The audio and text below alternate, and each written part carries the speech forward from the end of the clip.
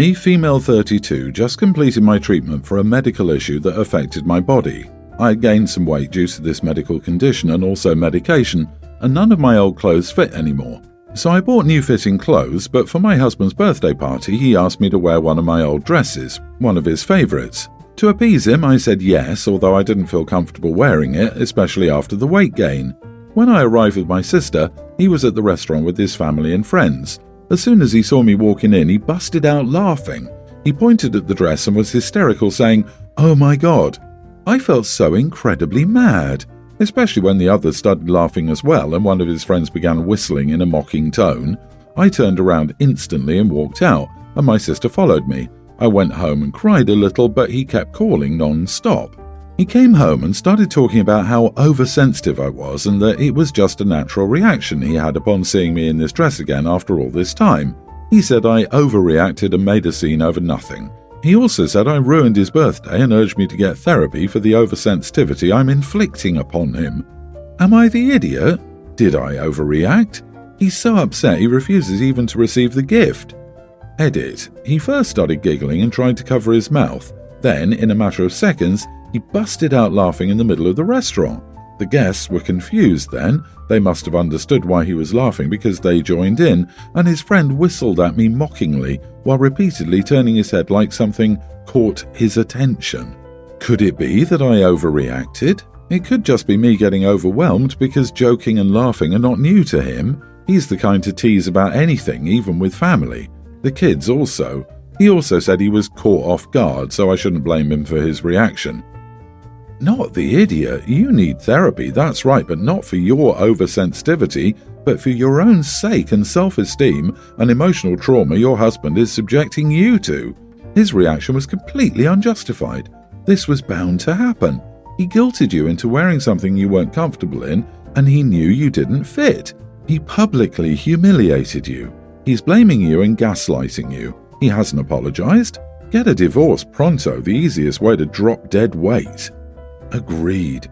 I hope he doesn't overreact when you serve this idiot with divorce papers. Have your sister present when he serves so she can point and laugh. It upset you so much that you left and cried, and he still doesn't think he did anything wrong? What? Is it possible he asked you to wear the dress specifically to laugh at you? I also can't help but wonder if this was planned. Maybe he knew she would be embarrassed like this in the dress he picked out and did it on purpose to shame her into losing weight faster post her medical treatment. You're just being too sensitive is a common defense bullies use when they're called out on their behavior. Yep, that's exactly what he did. My jaw dropped. I legitimately cannot imagine my husband even thinking of doing that.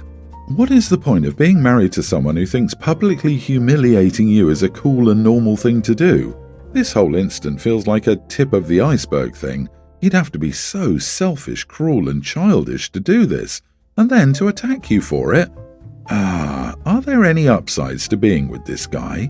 It's a good thing his birthday got ruined. People who laugh at their partners instead of with their partners deserve to get their birthdays ruined. He's throwing a hissy fit because he knows he's in the wrong.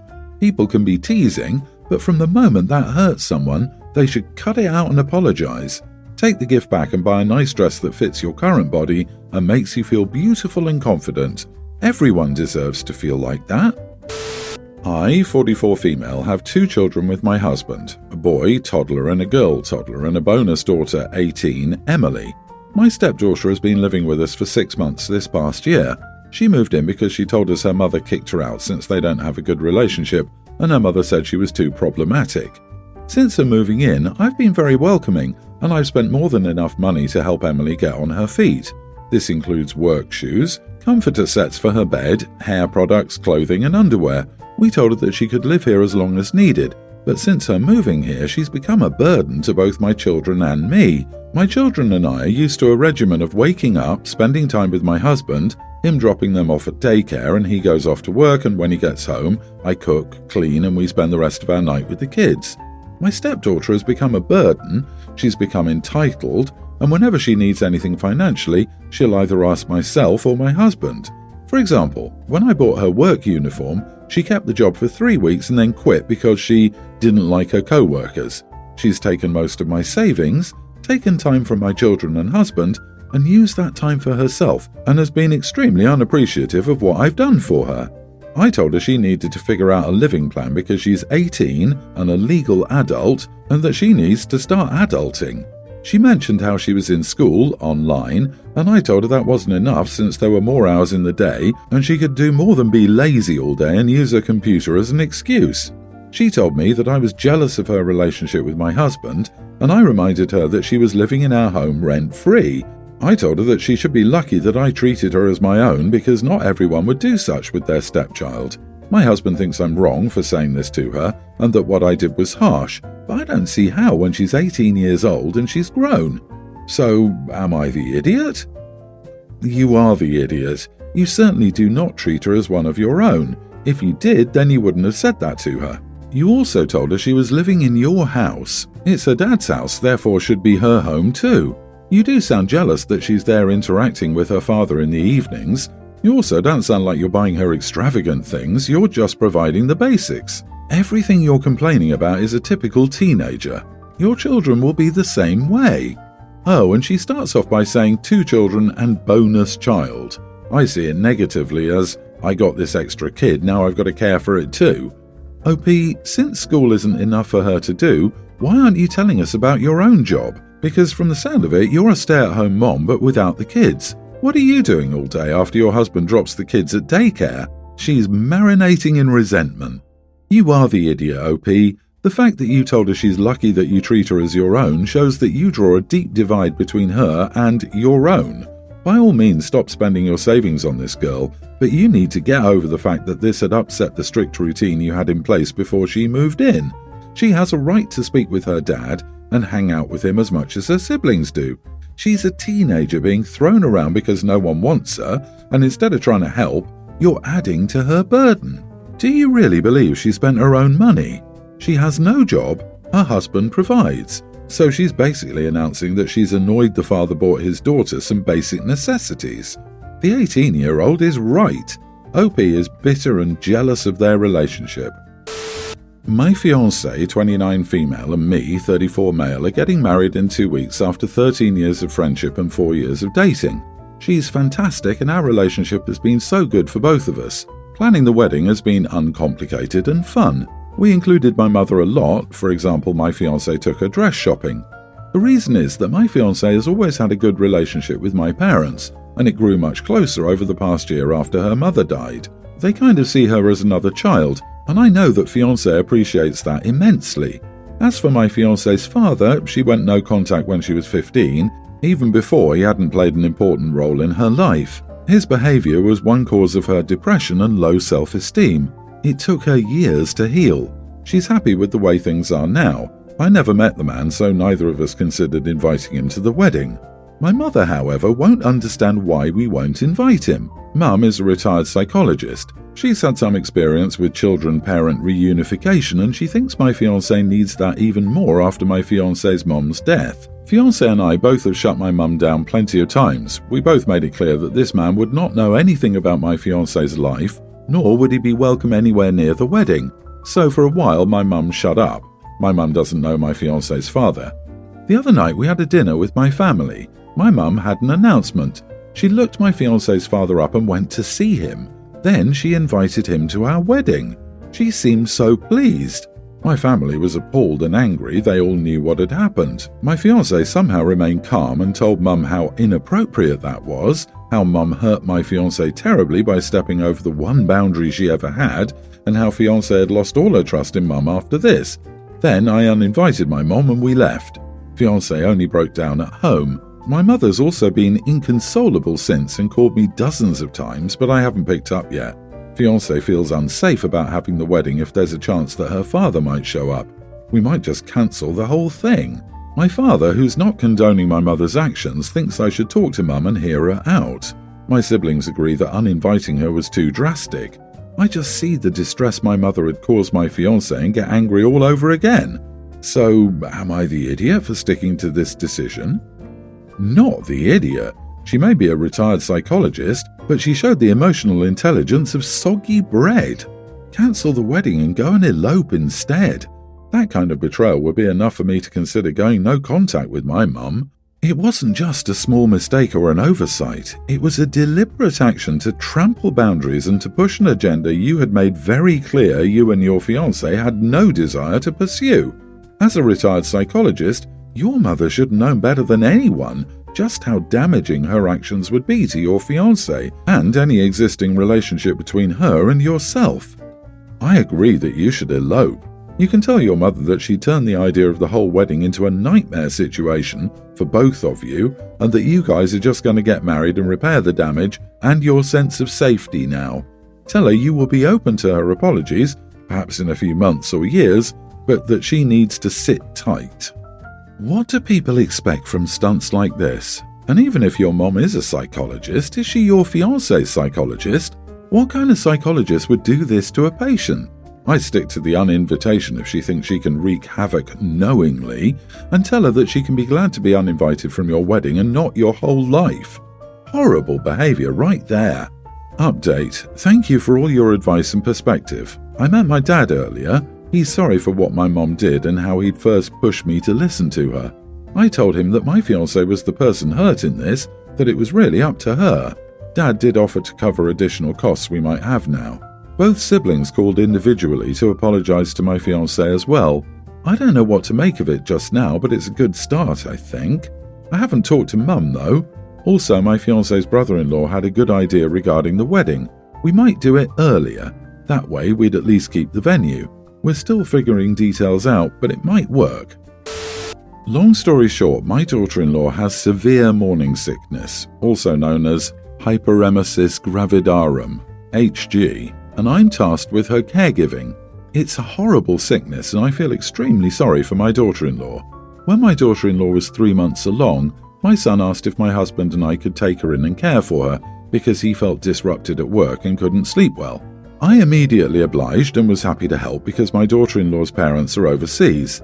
Unfortunately, my daughter-in-law has mild paranoia that stem from her HG, and thus sometimes feels unsafe and unfamiliar in our house, and often shouts to see my son or gets really angry. I don't fault her for these things because I know she can't help it. I accompany my daughter-in-law to her appointments and stay by her side throughout when she's having severe nausea. I also sleep beside her for the night because I'm worried sick if she'd feel dizzy and fall while getting up in the night for a pee. We've spoken to her gynecologist, and my daughter-in-law is now on antipsychotics, which makes her feel better, but she still has bouts of anxiety and often asks for my son. Right now, my son visits every Friday and leaves on Sunday mornings. I've asked my son to call her often, but he gets into arguments with me saying he doesn't have time, even though he finishes work latest by 6. Calling her every day would help my daughter-in-law a lot. Besides that, I think having a familiar face would help, so 3 days ago I asked my son if daughter-in-law's parents could move over from their home country for the time being and stay over at his house.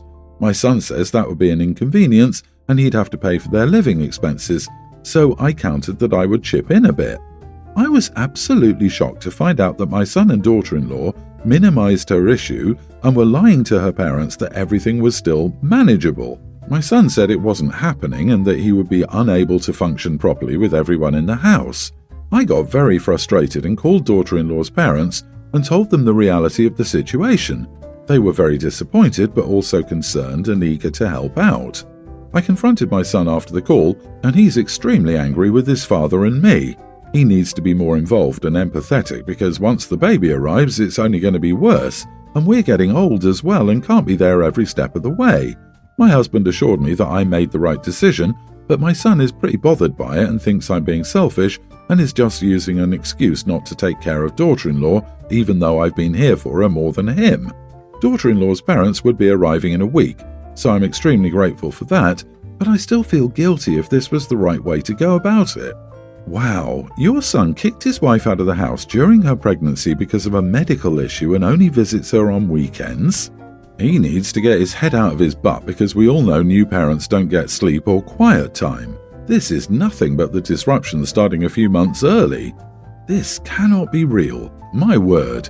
You are not the idiot. You and your husband sound pretty great for helping her so much. Your son, on the other hand, is a major idiot. An insult to trees. Sorry, but wow, on every level, he is a selfish individual. I seriously worry he'll dump the baby on his parents too. It's just too much work, too distracting, too stressful. Oh well, I'll regularly visit for a couple of hours every few months. How could he be away from his wife this much if he truly loved her?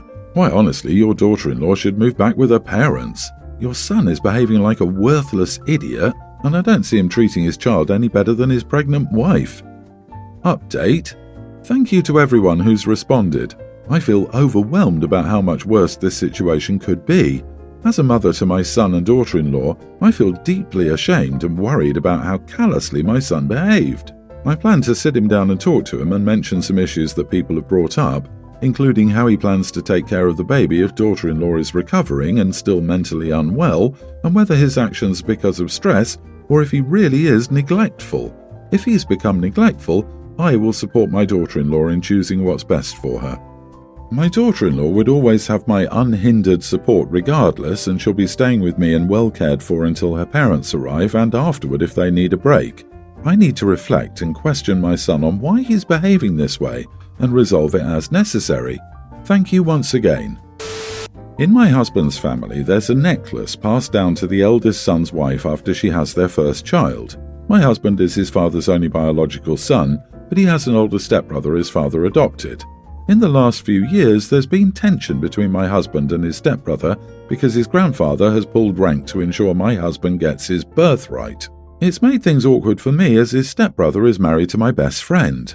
My best friend gave birth to their first child 7 months ago, and there's been non-stop drama over the necklace as technically it should have gone to her, and it was supposed to until everybody found out I was pregnant too. The drama has hurt my relationship with my best friend, which is partly why I rejected the necklace when my father-in-law tried to give it to me. I knew my husband wanted me to accept it and he's upset I won't. It's causing even more drama with my in-laws because everybody is still fighting over the necklace. My husband told me this would have been over if I'd just accepted it, but now I'd hurt him and his family by rejecting it. Am I the idiot? This seems like an impossible situation where someone sees you as an idiot no matter your choice. It's pretty clear that this would not be over even if you'd accepted it. Making the two of you scapegoats for their infighting isn't fair at all. Not the idiot, OP, but they're the idiots for dragging you into this. You are the idiot, first for picking your bestie over your husband. You're married, therefore a team, a united front.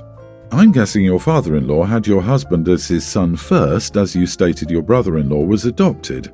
Family heirlooms are supposed to pass on to bloodlines, not random people who are added to the family in other means.